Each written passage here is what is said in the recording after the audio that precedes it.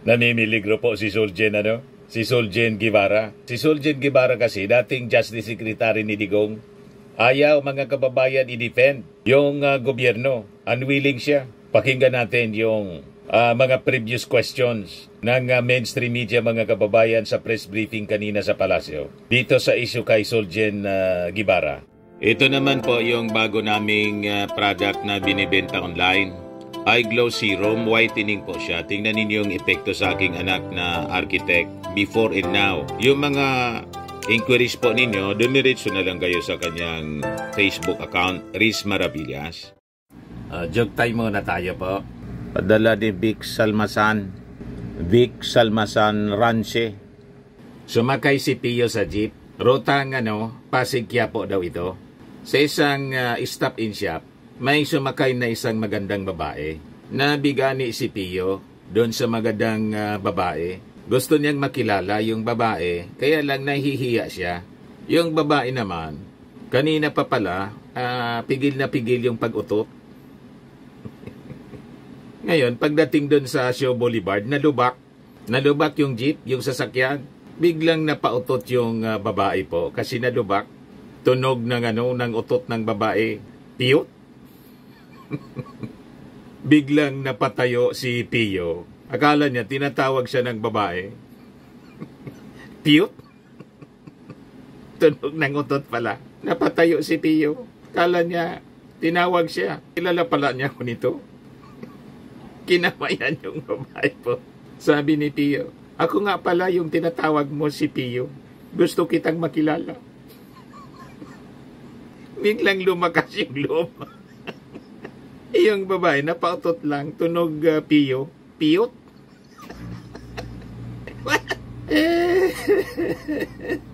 Pero maganda yung epekto po ng pag-utot. Lumakas yung loob ni Pio. Matik na po. Joke man lang. 200 pesos. Pakipadala na lang ng GCash number nyo po. Ito na siya. Qualified na rin po kayo sa monthly draw. 5,000 yung price. Sa December, 10,000 ang grand prize. Ayos na. Parami ng parami. Dito tayo sa mga balita, mga kababayan, na pag-usapan natin kasi na-interview ng mainstream media si Justice Secretary Boying Rimulya. Tinatanong siya ng mainstream media kung may pag-asa pa niya na makabalik sa Pilipinas si Digong. Sabi ni Boying Rimulya po, done deal na niya yun. Done deal already. Yun ang sabi mga kababayan ni Boying Rimulya. Ibig sabihin, doon na siya. Mahirap. Kahit yung request mga kababayan or petition maybe na gustong i-file ng mga abogado ni Digong for interim release. Malabo mga kababayan na pagbigyan ng ICC. Doon ang paniwala ng karamihan sa mga legal experts.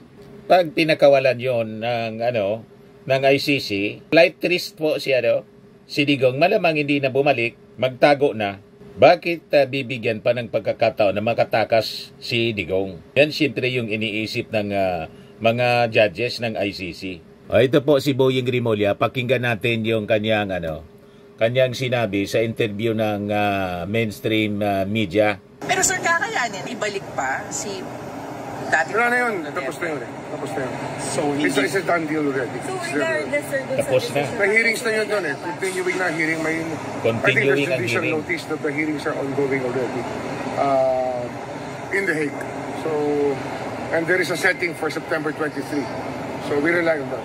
So, sir, kahit na maglabas ng desisyon ang SC dun sa mga petitions na pinay. That's speculative. I cannot answer anything speculative at this point. But for you, sir, mahirap nang ibalik, hindi na maibabalik, ano po? It's a done deal. It's there. Ando na siya. Saka sabi niya na mahaharapin niya yung charges. So, I think that he has repeated that to all of us. Lahat tayong Pilipino, narinig natin na sinabi sa atin yung dating Pangulong Duterte, nahaharapin niya kahit na paratang sa kanya, kahit sa ICC. Kaya yun na yun, ando na siya.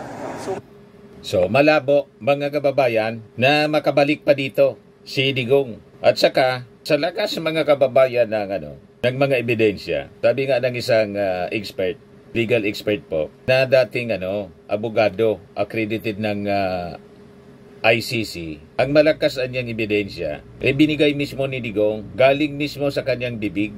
Yung kill po, galing sa kanyang bibig mismo. At proud si Digong, pati si Bato. You see? O ngayon, dito naman po sa press briefing ni PCO Yusek Claire Castro po, na pag-usapan na itanong mga kababayan yung tungkol sa mga assets, kayamanan ni Digong. Ano niya yung mangyayari? Pwede ba niya na ma-freeze ito? Pakinggan natin mga kababayan ang naging sagot ni Attorney Claire Castro sa pagtatanong ng mainstream media. Ayan po, kanina lang po ito. Ma'am, isang bahagi daw ng reparation sa mga biktima ng crimes against humanity ay yung pag-freeze ng assets ng akusado pag nahatulan at pagbibigay posible na reparation sa mga biktima. Sakali magkaroon po ng request for asset freeze, will the government comply with the ICC request? Okay. Malamang ito po ay ituturo natin sa AMLAC. Tandaan po natin, kapag may kaso po ng plunder, isasantabi ko muna po yung ICC. Okay? When it comes to freezing of assets, meron na po na isang pang kaso si Senator Trillanes ng plunder against the former President Duterte and Bongo. Dapat noon pa lang po sana inaralan ng AMLAC kung dapat i-freeze because the case is plunder. Okay, kung ito po ay magkakaroon man ng issue or magbibigay ng order ang ICC, ituturo po natin, ibibigay po natin to sa dapat sa AMLAC kung kinakailangan po. But doesn't this amount to cooperation with the ICC? Kaya nga po ibabato natin sa AMLAC. But AMLAC is under the Philippine government. Yes, but if there's a need for that, ang AMLAC walang sinisino. So kung kinakailangan po, para po mabigyan ng reparation damages kung sino man ang masasabing na biktima, din kailangan pong ibigay ang hustisya. It doesn't matter if the request comes from the ICC whose jurisdiction we do not recognize? Yes. Because dapat natin ibigay kung anong dapat na maibigay na hustisya. Thank you. Tapos, Cap Domingo, ABS-CBN. I'm just bringing back the discussion on the Solgen. How necessary is it for the palace to find another solicitor general or another government lawyer who is more willing to defend government agencies that executed the arrest? What is the important? It's very important. It's very significant to get another lawyer who is very competent and very effective in defending the causes of the government. And do you not see that coming from Solgen Guevara as of now? As of the moment, he said he cannot effectively represent the government, so it comes from him. In your assessment, does this warrant a resignation?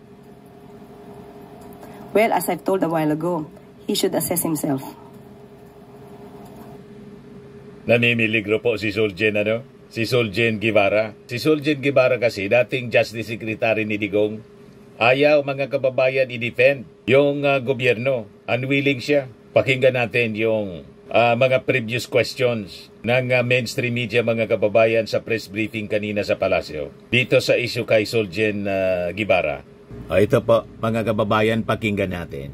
Kung ganun po ang sitwasyon ngayon ng OSG, ano po ang natitirang option or legal remedy ng gobyerno para magkaroon ng representation po doon sa pagtatanggol kay dating Pangulong Duterte sa ICC if meron man na plano ng ganito ang gobyerno? Kailangan po sumagot. Kung sino man po ang respondent sa Supreme Court, hindi po maaaring hindi sumagot. Kailangan po ipagtanggol kung anong ginawa nila at ipagtatanggol po ito base sa batas. Mayroon po bang plano ang pamahalaan natin na kumuha ng legal service ng private counsels to represent the government for that? Wala pa po kami na pag-uusapan kung ano pong balakin dyan, pero sasagot po sila. Kung ito man galing sa gobyerno ng mga lawyers or private, hindi pa po namin na pag-uusapan. But meron, ma'am, na ganong option na gagawin dahil nga ang OSG ay dumistansya na. Kukuha po sila ng abogado, hindi lang po natin alam kung mula sa gobyerno o mula sa pribado. Sino po ang kukuha ng abogado? Yung mga respondents po. Okay. Hindi po from respondents din sa kaso is ES Lucas Bersamin, kung tama po ang pagkakaintindi ko, and Department of Justice, ganun po ba yun? Sila ang kukuha ng abogado? Kung sila po yung involved sa kaso, kailangan po nilang sumagot. So, kailangan din po nilang kumuha ng abogado. Okay, salamat po. Related pa rin. Related question, Maricel Halili, TV5. Quick follow-up lang po. Good morning, ma'am. Does the palace think that it is morally right for Solgen Guevara na mag-recute sa kaso, considering that during the time of President Duterte, he was the Justice Secretary, so baka may conflict of interest. Do you see this? We have not talked about that. But we know that he will recuse himself from representing the government. And if it is related with his former post as the OJ Secretary, we have not yet discussed about that. Follow-up, Ivan Mayrina, GMA Integrated News. Attorney Panelo views this act by the Solgen as a win, as in fact something that strengthens their case, questioning the jurisdiction of the ICC. The reaction to that? Of course, he will make that statement favorable to their case or to their position, when in fact it's very clear from the statements, from the statement of Solgen Guevara, that he's only discussing about the jurisdiction of the ICC. And that is also the pronouncement of the President that the ICC has no more jurisdiction over the Philippines. So there's nothing wrong with that. But never did Mr. Solgen mention that he is against the cooperation of the government with the Interpol. So how could it be used against the government? Eden Santos, Net 25. Good morning po, Yusek. Sinabi po ni dating presidential spokesperson Harry Roque na hihingi siya ng political asylum sa Netherlands regarding po dun sa kinakaharap niyang kasong human trafficking at saka yung arrest warrant from the House of Representatives. Ano pong take natin dito? Makaka-apekto po ba ito doon sa mga kinakaharap niyang kaso dito sa bansa? Hindi naman ito makaka-apekto. Unang-una po, magpapile pa lang po yata siya ng petition at hindi pa naman po ito nag-grant. Tandaan po natin, bago po ito mag-grant, dapat magpalabas niya po na may well-founded fear of political persecution. Tandaan din po natin na mga ebidensyang nakalap ng PAOK at that time ay bigla na lang lumapag sa harapan ng PAOK without even any effort. Nakita lang po itong mga dokumentong to, bank documents ni Atty. Harry Roque sa Lucky South 99. Nakita rin ang mga dokumento ng kanyang assistant, A.R. De La Serna, in Lucky South 99. Third, there is also a document referring to contract of lease with a certain manager, alleged manager, of Lucky South 99. Bumaksak lang din po yan sa harapan ng PAOK. So how could there be a political persecution if all the pieces of evidence are overwhelming? So, wala po tayo nakikitang political persecution. Harapin na lang po niya ang kaso niya po dito. Mas maganda po yan para maipakita niya sa taong bayan na wala po talaga siyang kasalanan. Is it? Ang latest ngayon mga kababayan, yung application daw, yung application for asylum ni Atty. Roque, harangin ng makabayan. Announce kasi announce. Ngayon mga kababayan, yung balita ngayon, 55 minutes ago, the Makabayan Bloc led by Representative Franz Castro plans to block Harry Roque from being granted asylum in the Netherlands, arguing that he is not a victim of political persecution. Wala siyang karapatang mag-apply ng asylum sa Netherlands. Hindi naman siya biktima ng political persecution. Kasama nga siya ng dating presidente na pumapalakpak sa AJ case at nag-justify ng AJK. She urged Roque to return to the Philippines and face the House of Representatives Quad Committee, which is investigating his alleged involvement in pogo operations and suspicious real estate acquisitions during his time in office. She vowed that Makabayan would take action through proper channels, stressing that the matter could escalate into a government-to-government issue. Sabi nga natin mga kababayan, kahit sa mga matatanda, yan ang advice. Kahit yung mga success coach mga kababayan, ang advice, kung may mga plano ka niya sa buhay, huwag mong ikikwento. Kahit sa kaibigan mo, huwag mong ikikwento kung ano ang mga plano mo sa buhay. Kasi yan ang mga planong yan, baka hindi matupad. Si Harry Roque, katanda ng taong ito, mga kababayan, hindi pa natuto. Ba't mo ina-announce ang mga plano mo? Yan tuloy.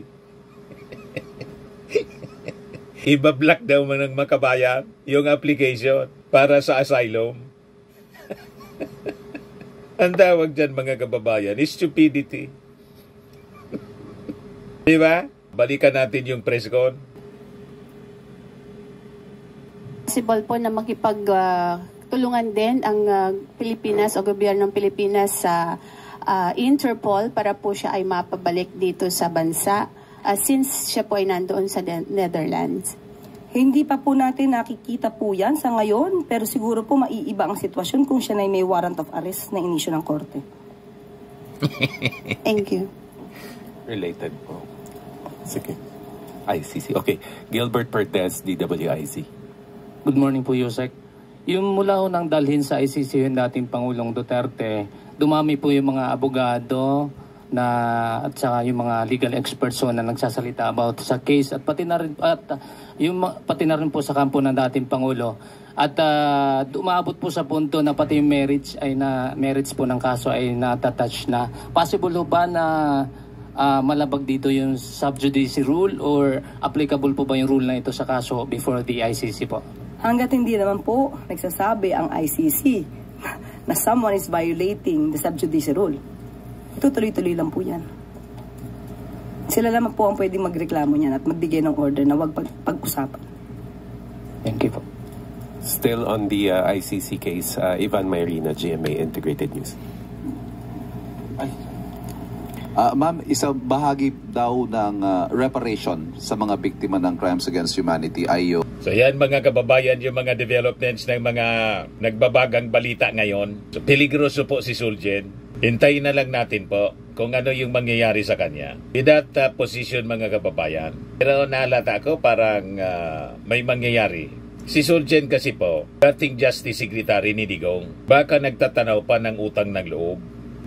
Di ba? At naging Suljen siya, mga kababayan, siyempre, nasa unit team pa. Okay lang noon, pero malamang depende na sa kanyang mga actions. Kung hindi na niya magagampanan ang trabaho bilang Suljen, siyempre, hahanap na yung ating presidente na magiging kapalit niya. Ganun lang kasimple yun. Tama pa? At itong ating programa mga kababayan, atin sa inyo nitong ating mga sponsors. Fairmax, Firming and Lifting Cream. Pinapay po sa mga pulses in affected area. Mahinang po ito sa mga pains at paninigas ng mga kaso-kasuan. Ito sa mukha naman yung application, anti-aging, Automax po siya. Ito ay Glow 60 mga kababayan. Whitening po siya. Made in South Korea. Ito naman po, Ningxia Red Mix Fruit Drink. Gawa po siya sa goji berry. May anti-cancer properties po siya. At sa mga naghanap po ng malinis and spacious fitness gym, pumunta lang po kayo sa aming Colossal Fitness Gym. May Grab car rental din po kami. At bills payment po sa aming office. At saka sa mga mahilig po sa mga imported bags, manood po kayo sa live selling ni Madam Aileen Rosales sa kanyang Aileen Closet po. Pati mga shoes, ito yung kanya po. Ito yung kanyang page. Kita ninyo, napakagandang mga online selling po siya. Si Madam Aileen Rosales. At cellphone number niya po, 773-798-7816.